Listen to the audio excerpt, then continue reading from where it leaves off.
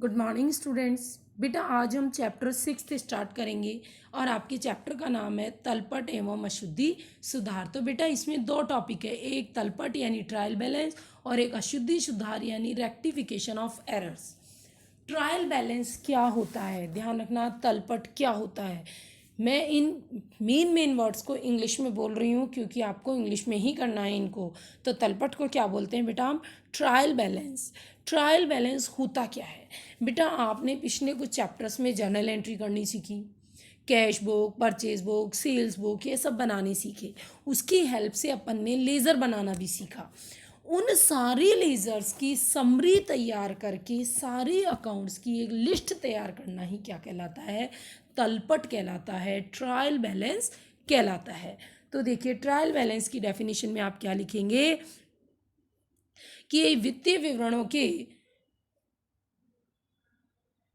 यहीं से देख लीजिए, खाता बही में खतौनी की शुद्ध राशियों की जांच के विचार से, यानी जो भी हमने लेज़र बनाए हैं उसमें किसी तरीके की गणितीय अशुद्धता तो नहीं हुई है, उसी का पता लगाने के लिए क्या बनाया जाता है? तलपट बनाया जाता है।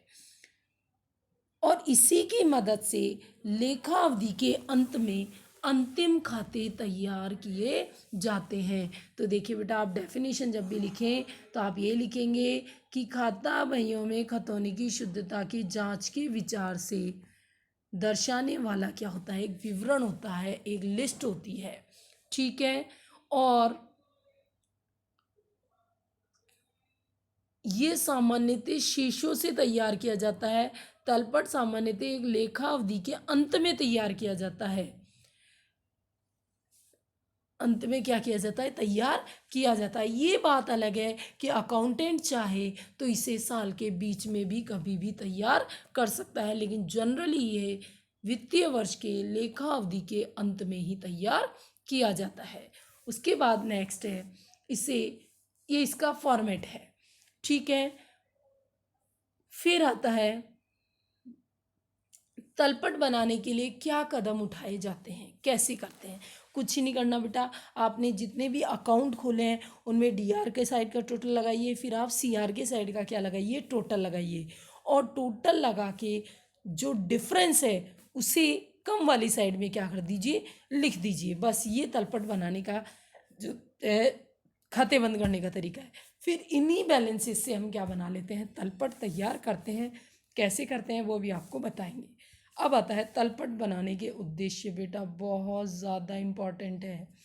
तलपट बनाने के उद्देश्य, पहला, खातों की गणितीय शुद्धता की जांच करना। आप लैंग्वेज चेंज कर ले, आराम से लिखिए, अंकीय शुद्धता की जगह क्या लिख दीजिए? गणितीय शुद्धता की क्या करना? जांच करना। फिर सेकंड आप लिखिए अशुद्धियों का पता लगाना। जब आपको पता लगेगा कि ट्रायल बैलेंस के दोनों साइड का टोटल बराबर नहीं है तो ऑटोमेटिकली आपको क्या लग जाएगा? पता लग जाएगा कि कोई ना कोई गलती हुई है, तो हम उन गलतियों को क्या कर सकते हैं? ढूंढ सकते हैं। फिर तीसरा है वित्तीय विवरण तैयार करना। वित्तीय विवरण का मतलब क्या होता है बेटा? साल के लास्ट में लाभ हानि का पता लगाने के लिए जो अकाउंट हम तैयार करते हैं वो अकाउंट हम सब तलपट की सहायता से ही तैयार करते हैं, ट्रायल बैलेंस की मदद से ही करते हैं। उसके बाद नेक्स्ट है,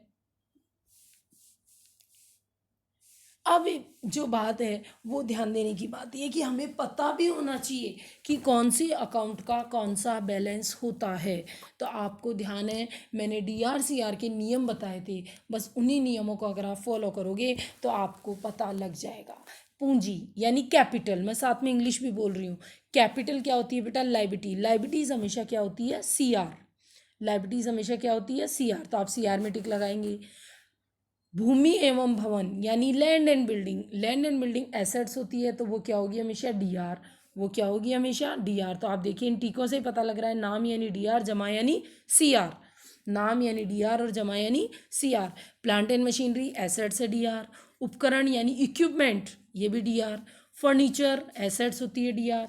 हस्तस्त्र रोकड़ यानी cash in hand, cash at bank, ये क्या होती है? एसेट्स, ये भी डीआर। देनदार यानी डेटर भी डीआर। प्राप्य विपत्र यानी बिल रिसीवेबल भी एसेट्स होती है, डीआर। कच्ची माल का स्टॉक, ये भी एसेट्स है डीआर। निर्मित माल का स्टॉक, ये भी एसेट्स है डीआर। क्रय खर्चा है इसलिए डीआर। आंतरिक ढुलाई, आंतरिक ढुलाई का मतलब कैरेज इनवार्ड, कैरेज इनवार्ड भी हमेशा क्या होती है बेटा हमारी, कैरेज इनवार्ड हमारा खर्चा होता है, तो ये भी क्या होगी डीआर। उसके बाद बाहर ढुलाई, बेटा माल बेचने पे जो हम खर्चा करते हैं वो बाहर ढुलाई यानी कैरेज आउटवार्ड। मैं साथ में अंग्रेजी नाम बोले जा रही हूँ बेटा, कैरेज आउटवार्ड। उसके बाद नेक्स्ट है विक्रय, सेल हमेशा क्या होती है सीआर। उसके बाद सेल्स रिटर्न क्या होती है डीआर। परचेज रिटर्न क्या होती है सीआर। ब्याज का भुगतान खर्चा है डीआर। कमीशन प्राप्त किया है इनकम है तो क्या होगी सीआर। सैलरी क्या होगी डीआर। दीर्घकालीन ऋण ये डीआर। उसके बाद बेटा वेतन यानी सैलरी, सैलरी खर्चा होता है डीआर। दीर्घकालीन ऋण लॉन्ग टर्म लोन, ध्यान रखना मैं इन सब के इंग्लिश नाम साथ साथ लिख रही हूँ, आपको बोल रही हूँ इंग्लिश नाम ही आपको पता होने चाहिए। दीर्घकालीन ऋण लॉन्ग टर्म लोन लायबिलिटी होती है बेटा, चुकानी पड़ेगी तो सीआर। देय विपत्र यानी वीपी बिल्स पेबल सीआर। लेनदार यानी क्रेडिटर्स क्या होगा सीआर। ग्राहकों से एडवांस, अग्रिम राशि यानी एडवांस, बेटा एडवांस फ्रॉम कस्टमर, आपने कस्टमर से एडवांस पैसा लिया है तो आपको सर्विस देनी पड़ेगी तो वो लायबिलिटी है, क्या होगी सीआर। और ड्राइंग ये क्या होगी डीआर। उसके बाद नेक्स्ट है ट्रायल बैलेंस तैयार करना। ट्रायल बैलेंस तैयार करने की बेटा 3 विधि होती है, योग विधि, शेष विधि और योग एवं शेष विधि। योग विधि में क्या करते हैं बेटा हम, जो हमने लेज़र बनाए थे, एक बार फिर से याद दिला दूं, जो 4 चैप्टर में हमने लेज़र बनाए थे उन लेज़र का हम क्या लगाएंगे टोटल, डीआर साइड का टोटल, सीआर साइड का टोटल। लेज़र ट्रायल बैलेंस बनाएंगे तो डीआर साइड का टोटल डीआर में लिख देंगे। योग विधि में हम क्या करते हैं फिर से सुन लीजिए, जो भी खाता बही, यहाँ एक वर्ड लिखा हुआ है ना बेटा खाता बही, ये खाता बही का मतलब ही लेज़र पोस्टिंग वाले से है, तो डीआर साइड का टोटल करके हम डीआर में लिख लेंगे ट्रायल बैलेंस के, और सीआर साइड का टोटल करके हम ट्रायल बैलेंस के सीआर में लिख देंगे। फिर हम जब टोटल लगाएंगे ट्रायल बैलेंस का तो हमारे बोथ साइड का टोटल, दोनों साइड का टोटल क्या आ जाना चाहिए इक्वल आ जाना चाहिए, ये होगी योग विधि। नेक्स्ट आता है शेष विधि। शेष विधि में हम क्या करते हैं बेटा, जो अपनी खाता बही है, जो अपनी लेज़र पोस्टिंग है, जो हमने लेज़र बना रखे हैं उसमें डीआर का टोटल और सीआर का टोटल लगाएंगे। फिर ज़्यादा के टोटल में से हम क्या करेंगे, कम के टोटल को माइनस करेंगे यानी दोनों के बीच का डिफरेंस निकालेंगे और उस डिफरेंस को ट्रायल बैलेंस में लिखेंगे। लेकिन किधर लिखेंगे, ध्यान रखना जिस साइड का टोटल ज़्यादा होगा उस साइड लिखेंगे। जैसे डीआर का टोटल 60,000 है, सीआर का टोटल 40,000 है, तो डिफरेंस कितना हुआ 20,000, और वो 20,000 किस साइड ज़्यादा है डीआर साइड, तो हम डीआर में लिखेंगे उस पैसे को। क्लियर, ये हो गया शेष विधि। और नेक्स्ट है योग एवं शेष विधि, यानी हम दोनों को ही एक साथ लिखेंगे।